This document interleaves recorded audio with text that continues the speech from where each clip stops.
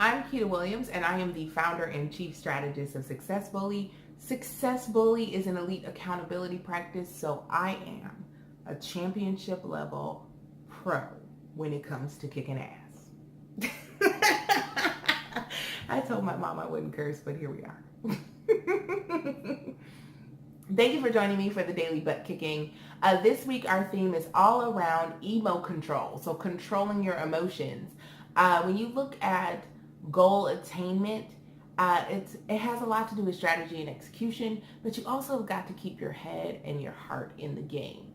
So today I want to talk about the setback spiral and how you can come back from it. Have you ever had one of those days where nothing goes right and it's one negative thing or one little setback that turns into a domino effect? So this happened to me recently where I sprained my ankle and then suddenly I was stressed about medical bills. Then I felt like, oh great, I can't work out for a few weeks, so I'm going to gain a bunch of weight. And then somehow I jumped from that to, oh, I'm going to be homeless living under a bridge. Where it was a spiral that went to this very negative, dark place, to say the least. So here are my 3 tips to get back on track after the setback spiral. Number 1, do a 5 and 5.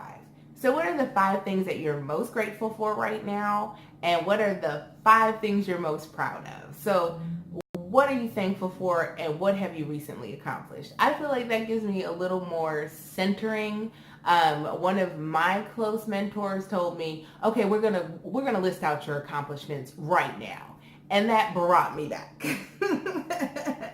Number 2, start with the most illogical part of your spiral first.